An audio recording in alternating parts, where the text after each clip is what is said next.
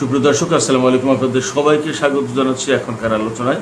আপনাদের সঙ্গে আছি আমি সিরাজুল ইসলাম। দর্শক, অত্যন্ত জরুরি খবর হচ্ছে আমেরিকা এবং ইরানের মধ্যে নতুন করে আবার যুদ্ধ হয়েছে এবং এই যুদ্ধটা কিন্তু একদম ছোটোখাটো পর্যায়ে না। আমেরিকা ইরানের উপর 3 দফা হামলা চালিয়েছে এবং ইরান মধ্যপ্রাচ্যের অন্তত 3টি দেশে 21টি মার্কিন লক্ষ্যবস্তুতে হামলা চালিয়েছে। ইরানের এই হামলায় মার্কিন বাহিনী বড় রকমের ক্ষয়ক্ষতির মুখে পড়েছে। কি সেই বড় রকমের ক্ষয়ক্ষতি, বিস্তারিত জানার জন্য ভিডিওটি পুরো দেখুন। আর ভিডিওটি ভালো লাগলে লাইক, কমেন্ট, শেয়ার করুন এবং চ্যানেলটি সাবস্ক্রাইব করে সাথেই থাকুন। সুপ্রিয় দর্শক, আমাদের এই ভিডিও ফেসবুকেও আপলোড করা হয়। ফেসবুক পেজ হচ্ছে টক উইথ সিরাজ। তো দর্শক, চলুন আমরা বিস্তারিত আলোচনায় চলে যাই। আপনাদেরকে গতকালকে আমি বলেছিলাম যে আমেরিকার একটি অ্যাপাচি অ্যাটাক হেলিকপ্টার এটা ভূপাতিত হয়েছে হরমুজ প্রণালীর আশপাশে। পরবর্তীতে জানা যায় যে ওমান উপসাগরে, সেটা একদম হরমুজ প্রণালীর কাছেই বিধ্বস্ত হয়েছে। প্রথম খবর ছিল কিভাবে বিধ্বস্ত হয়ে জানা যায়নি। পরবর্তীতে খবর আসে যে ইরান এই হেলিকপ্টার ভূপাতিত করেছে। যদিও ইরান এর দায় স্বীকার করছে না, তবে আবার একেবারে অস্বীকারও করেনি। ইরানের পক্ষ থেকে বলা হয়েছে যে তারা এটা করেনি, অর্থাৎ এই হেলিকপ্টার ভূপাতিত করেনি। কিন্তু এরকম একটা চলমান ইস্যুতে কখন কি হয় তা তো বলাও যায় না, এরকম একটা কথাবার্তা বলছে। যাই হোক, এই হেলিকপ্টার ধ্বংসের ঘটনাকে আমেরিকা একেবারে সরাসরি ইরান জড়িত বলে মনে করছে এবং মনে করছে যে ইরানের কারণেই এই হেলিকপ্টারটা বিধ্বস্ত হয়েছে। মার্কিন প্রেসিডেন্ট ডোনাল্ড ট্রাম্প গতকালকেই বলেছেন যে আমি জানি এরকম আমাদের একটা হেলিকপ্টার, খুব সফিস্টিকেটেড হেলিকপ্টার ধ্বংস হয়েছে এবং এটা করেছে ইরান। এর জন্য আমরা অবশ্যই ইরানের বিরুদ্ধে ব্যবস্থা নেব এবং ইরানের উপর আমাদের সামরিক বাহিনী হামলা চালাবে, এইভাবে বলেছিলেন। তখন ইরানের পক্ষ থেকে বলা হয়েছিল আমেরিকার জানা উচিত যে এই অঞ্চলে তারা বাইরের শক্তি, বহিরাগত। তারা যদি ইরানের উপর কোনো রকম হামলার চেষ্টা করে তাহলে ইরানও পাল্টা এবং কঠোর জবাব দেবে। যাই হোক, এরপরে যা ঘটলো সেটা হচ্ছে যে রাত গেল, এই রাত 2টার দিকে মার্কিন বাহিনী ইরানের একদম পারস্য উপসাগরের উপকূলীয় অঞ্চল, এই অঞ্চল এবং কয়েকটা দ্বীপে হামলা চালিয়েছে। এর ভিতরে এই অঞ্চলটা মূলত হরমুজগান প্রদেশের ভিতরে পড়ে। এই হরমুজগান প্রদেশের ভেতরে আমরা জানি যুদ্ধের প্রথম দিন যে মিনাব স্কুলে হামলা চালিয়েছিল আমেরিকা, ছোট বাচ্চাদের যে স্কুল, গার্লস স্কুল, সেই স্কুলটা কিন্তু এই হরমুজগান প্রদেশের ভেতরে এবং মিনাব অঞ্চলে, এই মিনাব অঞ্চলে হামলা চালিয়েছে আমেরিকা আজকে আবার।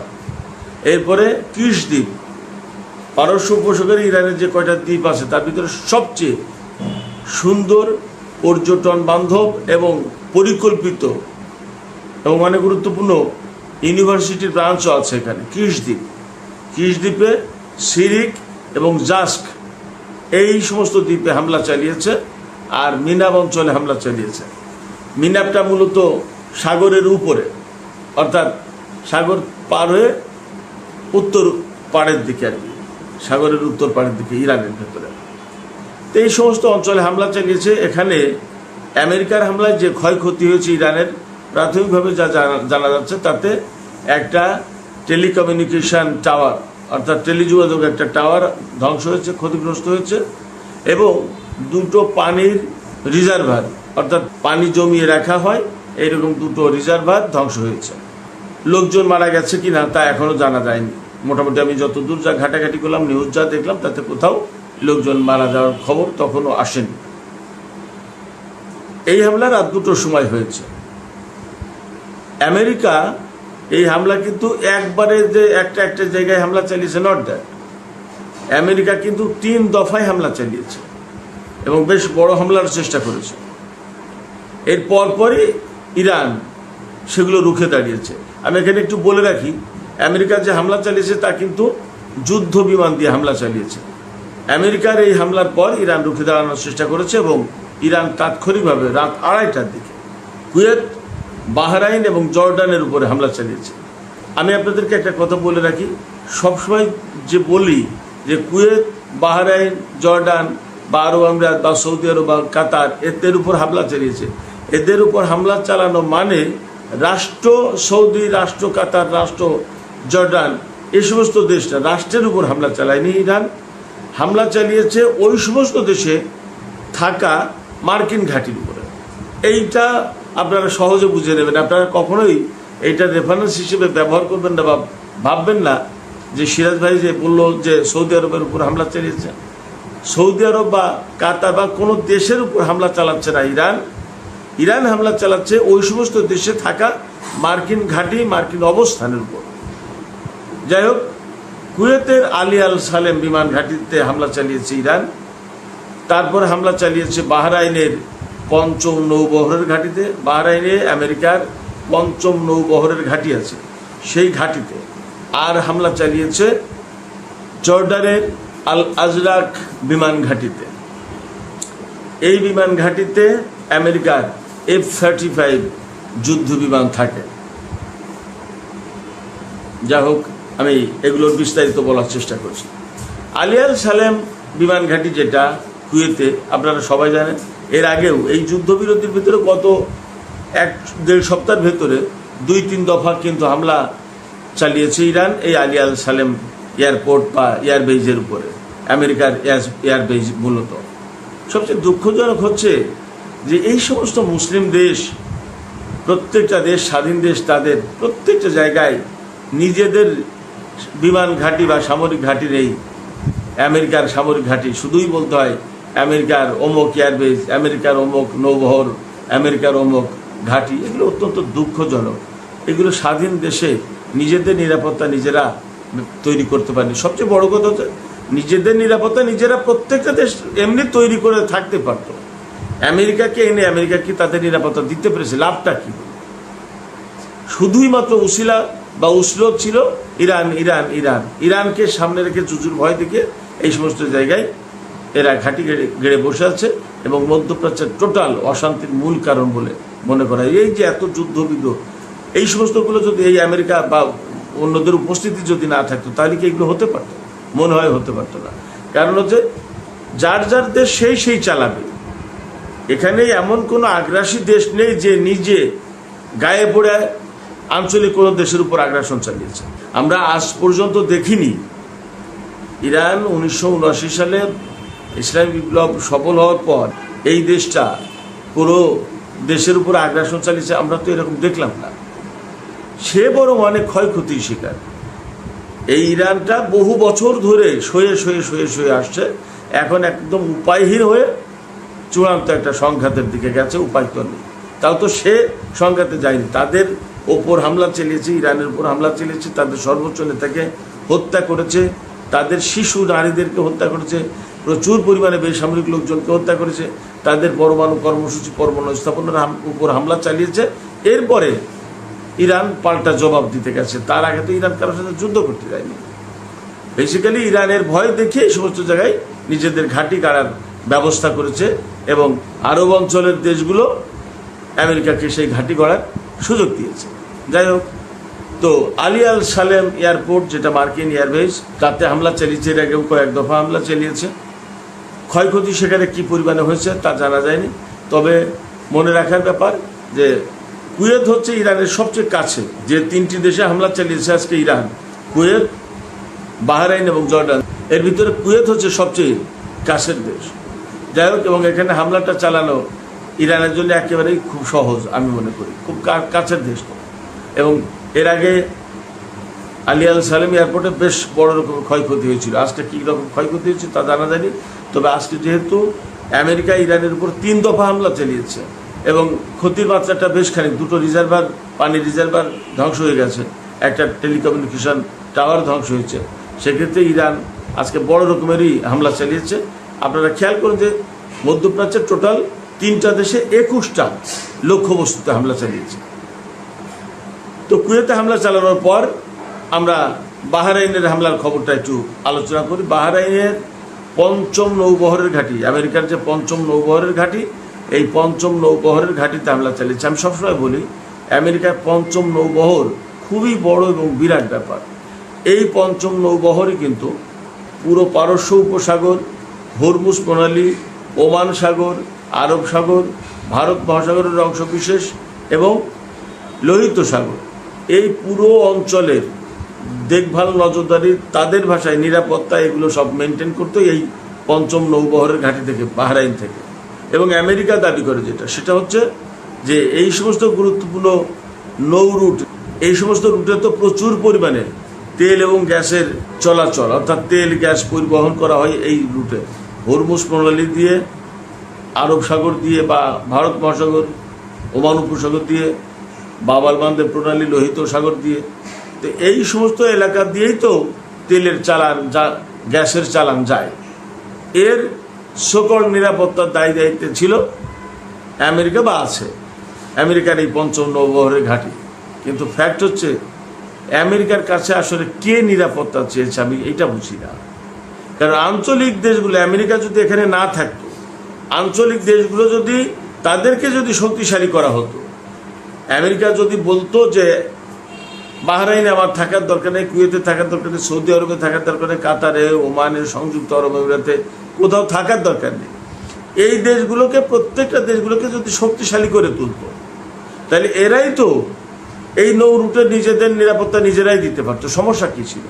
সমস্যা ছিল না। কিন্তু তা করেনি। তা না করে বরং এই সমস্ত দেশে আমেরিকা নিজের ঘাঁটি গড়েছে এবং তারা সামরিক বাহিনী মোতায়েন করেছে এবং এই অঞ্চলের উপরে নিরাপত্তা নয়, বেসিক্যালি আধিপত্য প্রতিষ্ঠা করেছে, যেটা নিয়ে এখন দ্বন্দ্ব। তো এই বাহরাইনের নৌবহরের ঘাঁটিতে হামলা চালিয়েছে ইরান এবং ব্যাপক মাত্রায় হামলা চালিয়েছে।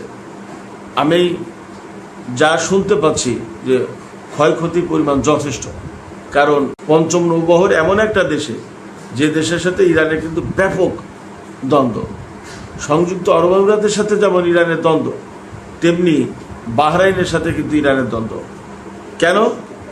বাহরাইনের সাথে দ্বন্দ্বের মূল যে জায়গাটা, সেটা হচ্ছে বাহরাইনের 70% বেশি শিয়া জনগোষ্ঠী। অথচ এটা তো আসলে এই যে আরব শাসক যারা, তাদের তো আর বিশেষ কোনো ধর্মের ব্যাপার আসলে তো নেই। নামে নামে সুন্নি, ধর্মের প্রতি তাদের তো দরদ ভালোবাসা থাকার কোনো কারণ দেখি না। ধর্মের প্রতি যদি দরদ ভালোবাসা থাকতো, তাই তো মুসলিম উম্মার চিন্তা করতো, সেটা তো নেই। ধর্মের প্রতি ভালোবাসা বা মানুষের প্রতি ভালোবাসার পরিবর্তে এই সমস্ত জায়গায় শিয়া সুন্নির বিভেদ সৃষ্টি করা হয়েছে এবং শিয়া জনগোষ্ঠীকে ব্যাপকভাবে সংকটের ভিতর রাখা হয়, জুলুম নির্যাতনের ভিতর রাখা হয়, এরকম কথাই তো শোনা যায়। এবং শিয়া জনগোষ্ঠী বলে যে তাদেরকে বৈষম্যের শিকার করা হয়েছে, তাদের উপর বৈষম্য চালানো হয়, তারা বৈষম্যের শিকার। 2011 সাল থেকে কিন্তু বাহরাইনে প্রচণ্ড আন্দোলন চলে আসছে এবং সেখানে 2011-12 সালে কিন্তু সরকারের পতন হয়ে যায় এরকম একটা অবস্থা। তখন সৌদি আরব এই বাহরাইনে সামরিক বাহিনী মোতায়েন করেছিল বাহরাইনের সরকারকে টিকিয়ে রাখার জন্য। আর বাহরাইনে পঞ্চম নৌবহরের ঘাঁটি যেহেতু মার্কিন, সেখানে মার্কিন সরকারের সমর্থন তো ছিলই। তো এই যে শিয়া মুসলিম জনগোষ্ঠীর উপরে বৈষম্য, নির্যাতন বা তাদেরকে বঞ্চনার শিকার করা, এগুলোর ব্যাপারে ইরানের কিন্তু বক্তব্য আছে। ইরান কিন্তু এগুলো পছন্দ করে না এবং যেহেতু ইরান শিয়া প্রধান দেশ, সেক্ষেত্রে যেখানে শিয়া জনগোষ্ঠী আছে তার প্রতি তো তার একটু আলাদা বিশেষ দরদ ভালোবাসা থাকবে, এটা স্বাভাবিক, সেটা আছে।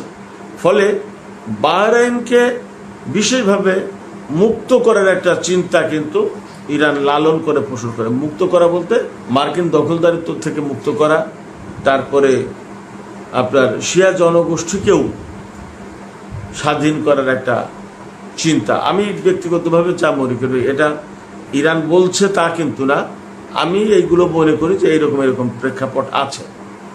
তো সেই জায়গায় বাহরাইনের পঞ্চম নৌবহরের ঘাঁটিতে কিন্তু বড় রকমের হামলা চালাবে, এটা স্বাভাবিক। আফটার অল বাহরাইনের যে মার্কিন পঞ্চম নৌবহরের ঘাঁটি, এটা কিন্তু অনেক বড় ব্যাপার, এটা সাধারণ কোনো ব্যাপার না। বাহরাইন হয়তো রাষ্ট্র হিসেবে ছোট হতে পারে, কিন্তু সেখানে মার্কিন ঘাঁটিটা কিন্তু অনেক বড়, খুবই গুরুত্বপূর্ণ। একটা বিষয় খেয়াল রাখেন, অত্র অঞ্চলের সবচেয়ে বড় নৌবহরের ঘাঁটি হচ্ছে এই পঞ্চম নৌবহরের ঘাঁটি বাহরাইনে। আর কাতারে আল উদেইদ ঘাঁটি হচ্ছে সবচেয়ে বড় মার্কিন বিমান বাহিনীর ঘাঁটি, যেখান থেকে পুরো সেন্টকমের টোটাল নজরদারি, রাডার সিস্টেম সমস্ত সবকিছু পরিচালনা করা হয় এখান থেকে। এর ভেতরে গোপনে গোপনে সংযুক্ত আরব আমিরাতের আল জাফরা, এটাও কিন্তু অনেক বড় বিমান ঘাঁটি, বড় সামরিক কেন্দ্র হিসেবে গড়ে তুলেছে। এখানে আমেরিকা এবং ইসরায়েলের সৈন্য আছে, সাম্প্রতিক খোঁজখবরে অন্তত তাই পাওয়া গেছে। তো যাই হোক, বাহরাইনে এরকম ব্যাপক হামলা চালিয়েছে, সেখানে টু দ্য পয়েন্টে কোন কোন জায়গায় হামলা চালিয়েছে এখনও আসলে হয়তো রাতের ভিডিওতে বলতে পারবো। এই সমস্ত হামলার পরে জর্দানের বিশেষ করে আল আজরাক বিমান ঘাঁটিতে হামলা চালিয়েছে ইরান খুব টার্গেট করে। এখানেই মূল ক্ষয়ক্ষতিটা হয়েছে মার্কিন বাহিনীর। সেই ক্ষয়ক্ষতিটা হচ্ছে, এখানে আমি আগেই বলেছি যে এখানেই F-35 যুদ্ধ বিমান রাখে আমেরিকা জর্ডানে, এবং এই বিমান ইরানের বিরুদ্ধে হামলার সময় ব্যবহার করে। সেই ঘাঁটিতে হামলা চালিয়েছে, যেখানে F-35 বিমান থাকে এই ঘাঁটির, সেই ঘাঁটির সেই হ্যাঙ্গারে হামলা চালিয়েছে। আমি কিন্তু গতকালকেও বলেছিলাম যে ইসরায়েলের রামাত ডেভিড এয়ারবেজের এই F-35 এর হ্যাঙ্গারে হামলা চালিয়েছে ইরান। আবার এই জর্ডানের আল আজরাক বিমান ঘাঁটির F-35 বিমানের হ্যাঙ্গারে হামলা চালিয়েছে ইরান। এখানে টার্গেটটা হচ্ছে F-35 যেহেতু একদম লেটেস্ট মডেলের অত্যাধুনিক বিমান, যদি 2-5টা ধ্বংস করা যায় তাহলে বড় রকমের ক্ষয়ক্ষতির মুখে পড়লে আমেরিকা, এতে কোনো সন্দেহ নেই। তো বড় রকমের ক্ষয়ক্ষতি, সবচেয়ে বড় কথা, বিমানের হ্যাঙ্গার যদি ধ্বংস হয়ে যায় তাহলে বিমান রাখাটাই তো অনিরাপদ হয়ে যাবে, অতএব এখান থেকে সরাতে পারতে হবে। টার্গেটটা কিন্তু এরকম। শুধু আল আজরাক বিমান ঘাঁটির এই F-35 এর হ্যাঙ্গারে হামলা চালিয়েছে ইরান, নট দ্যাট, ব্যাপারটা কিন্তু তা না, আরও আছে। এই জর্ডানে মার্কিন বাহিনীর কমান্ড অ্যান্ড কন্ট্রোল সেন্টার যেটা, তাতেও হামলা চালিয়েছে। ক্ষয়ক্ষতি কী পরিমাণে হয়েছে সেটা পরের গল্প, কিন্তু হামলাগুলো বড় রকমের হয়েছে এবং এখানে সব ভালো ভালো বড় বড় ক্ষেপণাস্ত্র দিয়ে হামলা চালিয়েছে, ব্যালিস্টিক ক্ষেপণাস্ত্র সব। এর ভেতরে হয়তো হাইপারসনিক ক্ষেপণাস্ত্র ব্যবহার করা হয়েছে, কারণ অন্য ক্ষেপণাস্ত্র ব্যবহার করলে হয়তো শুটডাউন করে ফেলবে, কিন্তু হাইপারসনিক ক্ষেপণাস্ত্র ব্যবহার করলে শুটডাউন করা কঠিন হবে। আর বাহরাইনের যে পঞ্চম নৌবহরের ঘাঁটি, এই ঘাঁটিতে কিন্তু বেসিক্যালি ড্রোন হামলা চালানো হয়েছে। কামিকাজের ড্রোন, যেটা একদম ডাইরেক্ট হিট করে, এই ড্রোন দিয়ে হামলা চালানো হয়েছে। এদিকে মার্কিন হামলার পর জবাব তো দিয়েছে ইরান, এবং ইরানের পররাষ্ট্রমন্ত্রী আব্বাস আরাকচি, তিনি কিন্তু বেশ কিছু কথা বলেছেন। তিনি বলেছেন যে আমেরিকাকে এই অঞ্চল ছেড়ে চলে যেতে হবে, তা না হলে আমেরিকাকে বের করার ব্যবস্থা করা হবে এবং তাদের উপরে এভাবে হামলা চলতেই থাকবে। তিনি অবশ্যই বলেছেন, কূটনীতির পথে হাঁটলে আমরা কূটনীতির পথে হাঁটব, আর যুদ্ধ করলে আমরা যুদ্ধের পথে হাঁটব। তার পরিষ্কার প্রমাণ আজকেও দিলাম। আমেরিকার প্রেসিডেন্ট ডোনাল্ড ট্রাম্প গতকালকে বলেছেন যে ইরানের সাথে 2-3 দিনের ভিতরে একটা চুক্তি হয়ে যাবে, এবং আজকেও মার্কিন কর্মকর্তারা বলছেন যে চুক্তির বিষয়টা ওই অবস্থায় আছে। যুদ্ধ বা হামলার, পাল্টা হামলার ঘটনা যেটা ঘটেছে এটা এই পাশের ব্যাপার, কিন্তু চুক্তি তার জায়গায় আছে, অর্থাৎ চুক্তি হওয়ার সম্ভাবনা এখনও রয়েছে, বাদ হয়ে যায়নি। তো আব্বাস আরাকচি এই কথাই বলছে যে চুক্তি যদি করতে চাও, তোমরা কূটনীতির পথে আসতে চাও, আমরা আছি, কিন্তু তোমরা যখন হামলা করবে বা তোমরা যখন আমাদের জন্য থ্রেট হয়ে দাঁড়াবে, হুমকি হয়ে দাঁড়াবে, তখন আমরা কিন্তু ছাড় দেব না। এবং আমেরিকাকে একদম সুস্পষ্ট করেছে, আমেরিকার সামরিক বাহিনী যদি নিরাপত্তা চায়, এই সমস্ত লোকজনের যদি নিরাপত্তা চায়, তাহলে এই অঞ্চল থেকে তাদের সরিয়ে নেওয়া উচিত, আমেরিকার এই অঞ্চল ছেড়ে চলে যাওয়া উচিত। আব্বাস আরাকচি পরিষ্কার করে বলেছেন যে আমেরিকা এই অঞ্চলের কোনো দেশ না, হরমুজ প্রণালী তাদের না, হরমুজ প্রণালী ইরানের এবং ওমানের। এখানে আমেরিকার কি, আমেরিকা উপস্থিত কি কারণে, তার এখানে কি প্রয়োজন, তাকে কে ডেকেছে, ঠিক এইভাবে বলেছেন। এবং তিনি বলেছেন এখান থেকে চলে যাওয়াই শ্রেয়, তাদের মান সম্মান যদি রাখতে চায় তাহলে এখান থেকে চলে যাওয়া উচিত, তা না হলে এইভাবে একের পর এক হামলার শিকার হতেই থাকবে। এবং যেহেতু একটা উত্তেজনা, যুদ্ধ, এইরকম সংকট চলছে, সেক্ষেত্রে হরমুজ প্রণালীর আশপাশে বা ইরানের আশপাশে আমেরিকার যে সমস্ত সেনা মোতায়েন করা আছে, তারা কিন্তু যে কোনো মুহূর্তে ক্রস ফায়ারে পড়ে যেতে পারে, যে কোনো মুহূর্তেই একটা ঝামেলার ভেতরে পড়ে যেতে পারে। সেক্ষেত্রে তাদের সরিয়ে নেওয়া উচিত, আমেরিকা তাদের সরিয়ে নিই। তার মানে ইরানের পক্ষ থেকে একদম পরিষ্কার করে আমেরিকাকে মধ্যপ্রাচ্য অঞ্চল ছেড়ে দেওয়ার নোটিশ দেওয়া হলো। সুপ্রিয় দর্শক, আজকের আলোচনা এখানেই শেষ করতে চাইছি। যাবার আগে আপনাদের কাছে জানতে চাই আপনাদের মতামত কি। এই যে ইরান চোখে চোখ রেখে একের পর এক জবাব দিচ্ছে, এখন আজকে আব্বাস আরাকচি বললেন পরিষ্কার করে যে আমেরিকাকে মধ্যপ্রাচ্য অঞ্চল ছাড়তে হবে।